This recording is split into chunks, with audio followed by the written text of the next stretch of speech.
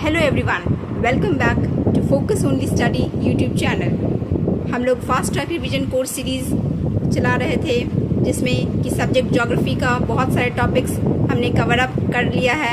आप चैनल के प्लेलिस्ट में जाके चेक कर सकते हैं। बहुत सारे टॉपिक्स हमने ट्रिक्स के साथ बताए हैं जिससे कि उसे याद करने में, मेमोराइज करने में और एग्जामिनेशन हॉल में रिकॉल करने में आसानी हो सके।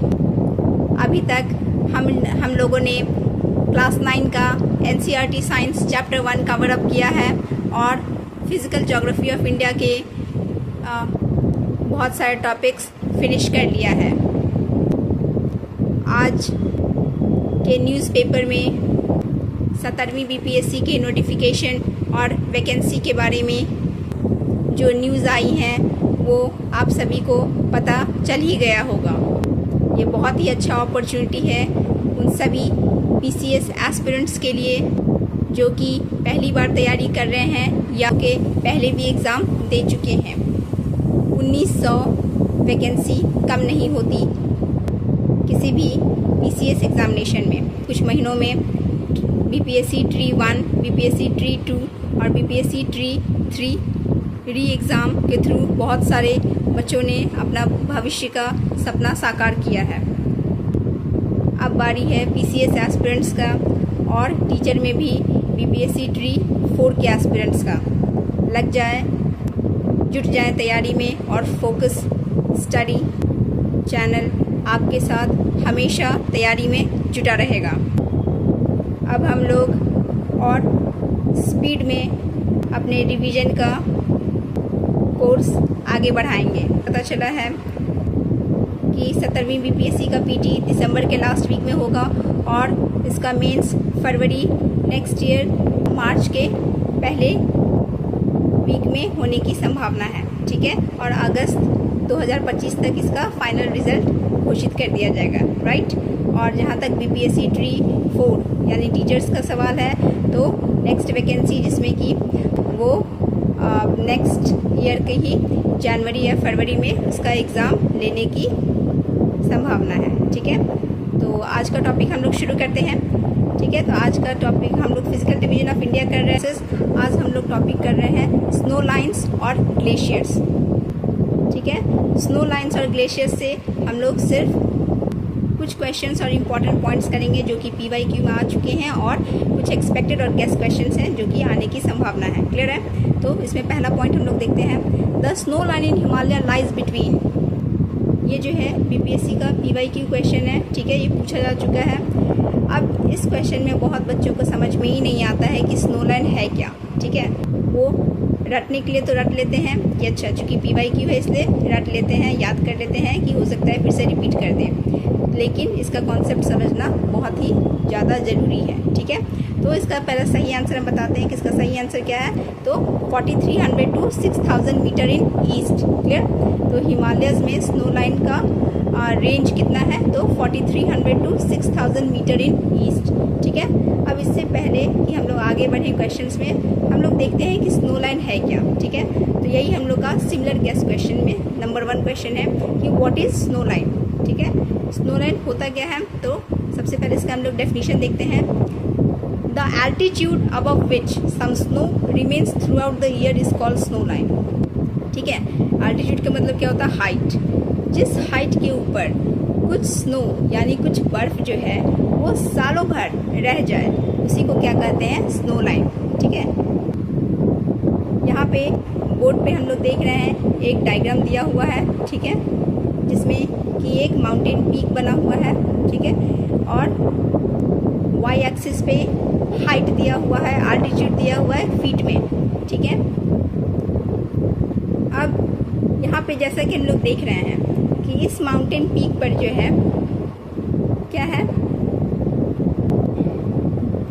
कुछ स्ट्राटा बने हुए हैं। स्ट्राटा मतलब लेयर्स। राइट, हम लोग इसमें केमिस्ट्री में और बायोलॉजी दोनों में ही पढ़ते हैं ना, strata of atmosphere, different layers of atmosphere. उसी तरह एक माउंटेन का भी अपना एक अलग अलग डिफरेंट स्ट्राटा होता है, डिफरेंट लेयर्स होता है जिसमें कि अलग अलग वेजिटेशंस, ठीक है, ग्रो करते हैं।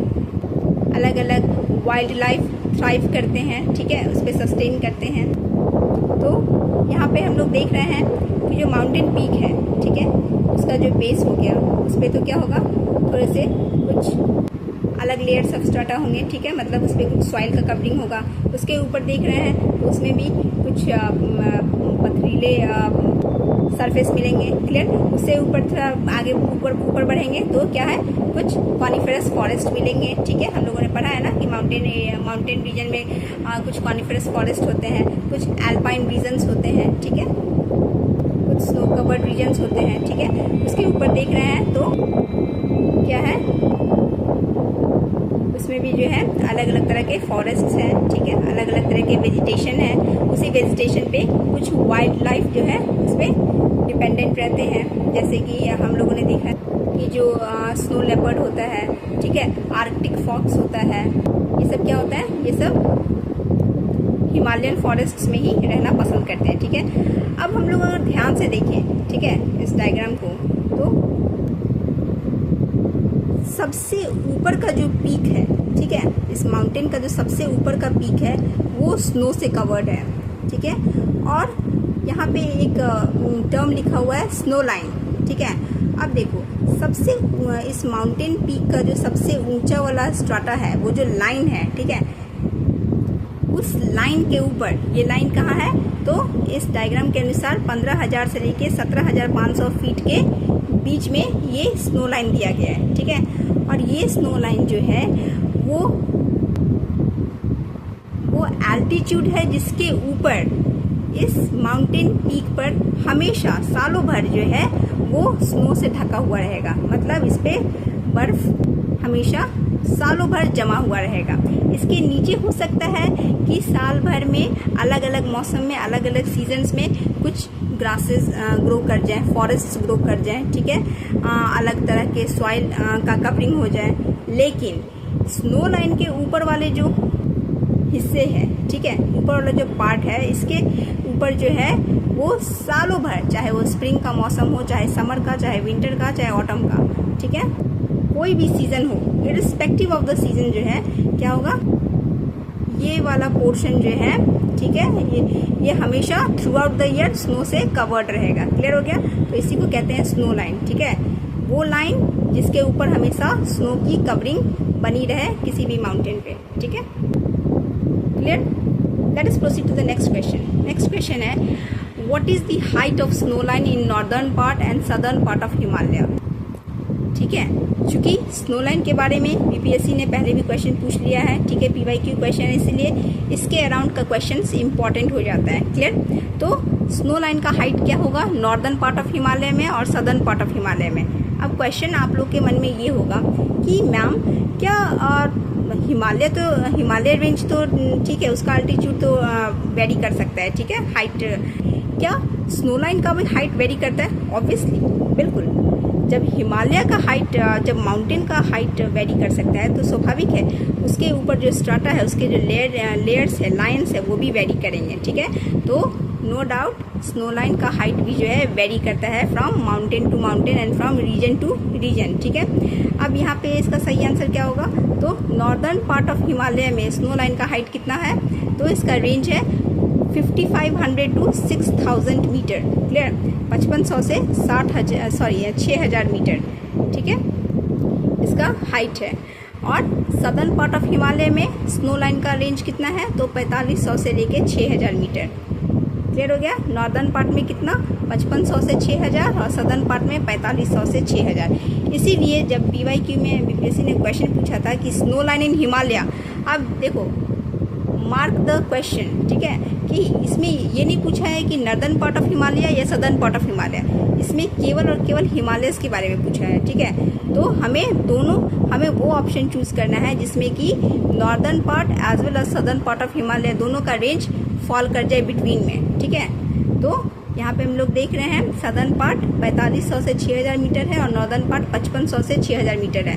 तो बीपीएससी ने जो भी ऑप्शंस दिए थे उनमें से सबसे उपयुक्त और सबसे मोस्ट सुटेबल आंसर कौन सा ऑप्शन था? तो ये वाला 4300 टू 6000 मीटर।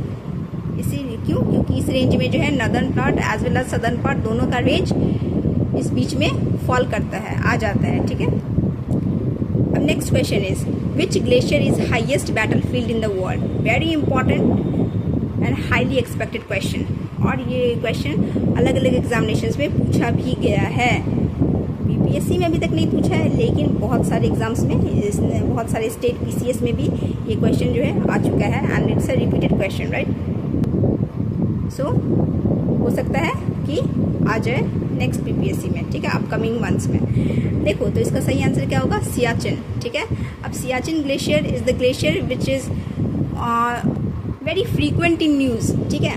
अक्सर आप लोग न्यूज़ में, इंटरनेट में, इस सब में सुनते होंगे कि सियाचिन ग्लेशियर में ये हो गया, कोई हादसा हो गया, या सियाचिन ग्लेशियर में लैंडस्लाइड हो गया, ठीक है। होता है ना, जैसे पहाड़ खिसकते हैं, तो वैसे ही तो स्नो वाले एरिया में भी तो है जो पहाड़ खिसकते हैं, है कि नहीं। वहाँ पे ग्लेशियर टूट जाता है, ग्लेशियर टूटने से क्या होता है, बाढ़ आ जाती है, क्लियर। बहुत बार आप लोगों ने सुना है ना, केदारनाथ में बाढ़ आ गई, क्यों आती है, क्योंकि आप लोग को पता होना चाहिए कि केदारनाथ भी जो है, केदारनाथ के नॉर्थ में जो है एक ग्लेशियर है जिसका नाम है चोराबाड़ी ग्लेशियर, ठीक है। और कभी कभार उसमें क्या हो जाता है, उसका कोई पार्ट टूट जाता है तो केदारनाथ में फ्लड आ जाता है, अचानक से जल प्रलय आ जाता है, क्लियर। तो देखें, तो इसका सही आंसर क्या है, सियाचिन। अब सियाचिन का लेंथ कितना है, वेरी इंपॉर्टेंट। क्यों सियाचिन इतना इंपॉर्टेंट हो जाता है, क्योंकि ये लार्जेस्ट ग्लेशियर है, ठीक है। अगर क्वेश्चन रहे which is the largest glacier और ऑप्शन में सियाचिन रहे तो मार्क इट सियाचिन। हाउएवर एक दूसरा ग्लेशियर है जिसका नाम है सासाइनी, क्लियर, SASAINI, ठीक है, सासाइनी ग्लेशियर को जो है वो सबसे बड़ा ग्लेशियर माना जाता है, ठीक है। और ये काफ़ी कंट्रोवर्शियल क्वेश्चन है कि सासाइनी ग्लेशियर बड़ा है कि सियाचिन ग्लेशियर, ठीक है। किसी किताब में सासाइनी ग्लेशियर को बड़ा माना गया है, किसी किताब में सियाचिन ग्लेशियर को बड़ा माना गया है, ठीक है। तो अगर ऑप्शन में सियाचिन और सासाइनी दोनों हो तो मार्केट सासाइनी, ठीक है, और अगर सासाइनी नहीं है तो मार्केट सियाचिन, ठीक है, ठीक है। इसका लेंथ याद रखिएगा कितना है, तो इस ग्लेशियर का लेंथ है 76.64 kilometre. Next question is where is Siachen glacier situated. अब ये ग्लेशियर सिचुएटेड कहाँ है, तो it is situated in north of Nubra valley in eastern Karakoram range, ठीक है, north of Nubra valley in eastern Karakoram range, ठीक है। ईस्टर्न काराकोरम रेंज में नॉर्थ ऑफ नुब्रा वैली में ये जो है सिचुएटेड है।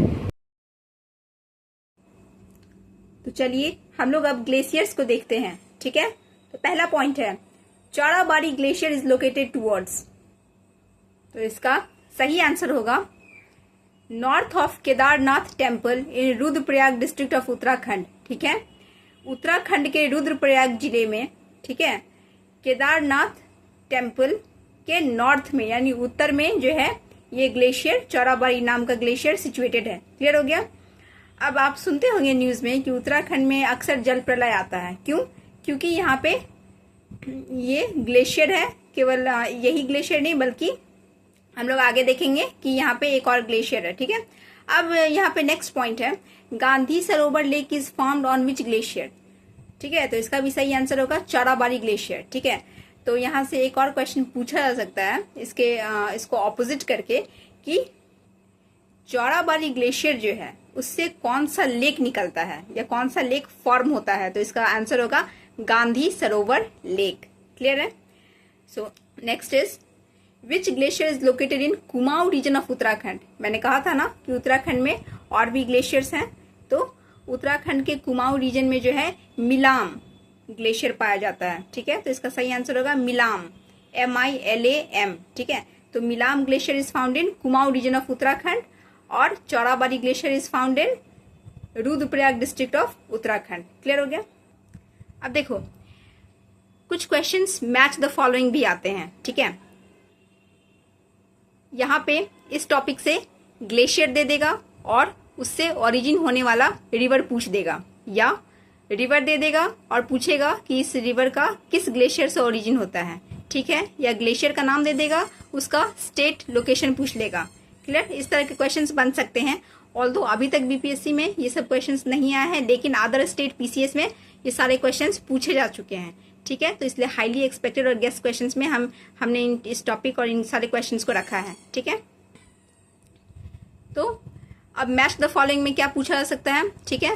पहला ग्लेशियर है बंदरपूछ, ठीक है। बंदरपूछ ग्लेशियर जो है उससे यमुना रिवर निकलती है। क्लियर? कैसे याद रखेंगे? एक ट्रिक से, यम की पूंछ, ठीक है। हिंदी में आपने बहुत सारी किताबें पढ़ी होंगी, किताबों का नाम हिंदी लिटरेचर में याद रखा होगा, ठीक है। बस उसी तरह से याद रखिए कि ये भी किसी किताब का नाम है हिंदी में, ठीक है। यम की पूंछ, यम से यमुना और पूंछ से बंदरपूछ नाम का glacier. Clear? Next is Barashigri. Barashigri glacier से कौन सा नदी निकलती है? तो चेनाब। चेनाब नदी ओरिजिनेट्स फ्रॉम बाराशिगरी ग्लेशियर। कैसे याद रखेंगे? बड़ा चैन अब आया, ठीक है। बड़ा चैन अब आया, ठीक है। बड़ा से क्या याद रखेंगे? बारा, ठीक है। और चैनब से चेनाब। क्लियर? चैनब से चेनाब। मिलाम ग्लेशियर रिवर है शारदा और काली गंगा, राइट। काली गंगा, शारदा नदी को ही काली गंगा कहते हैं, ठीक है। तो मिलाम ग्लेशियर जो है उससे शारदा नदी निकलती है या उसी को काली गंगा नदी कहते हैं। क्लियर हो गया? कैसे याद रखेंगे? शारदा का कालिया से मिलन हो गया, ठीक है। कैसे याद रखेंगे? शारदा का कालिया से मिलन हो गया, ठीक है। शारदा और कालिया से याद रखेंगे काली गंगा, राइट। और मिलन से Milan glacier. Clear? Next is Gangotri glacier. Gangotri glacier से कौन सी नदी निकलती है? हम सब जानते हैं, वी ऑल नो, गंगा नदी originates from Gangotri glacier. Clear है? इसके लिए कोई ट्रिक की आवश्यकता नहीं है। तो ये रहा हमारा ग्लेशियर स्नो लाइन का टॉपिक, ठीक है। इसको आप लोग देख लीजिए। इसके बाद नेक्स्ट टॉपिक हम लोग प्लेटूज करेंगे। क्लियर? अच्छा लगा तो प्लीज़ लाइक और सब्सक्राइब जरूर करें, अपने दोस्तों के साथ शेयर करें और आने वाली एग्जाम्स 17वीं BPSC as well as BPSC TRE 4 के लिए फोकस के साथ लगातार स्टडी करते रहें। All the best to all the aspirants. Thank you.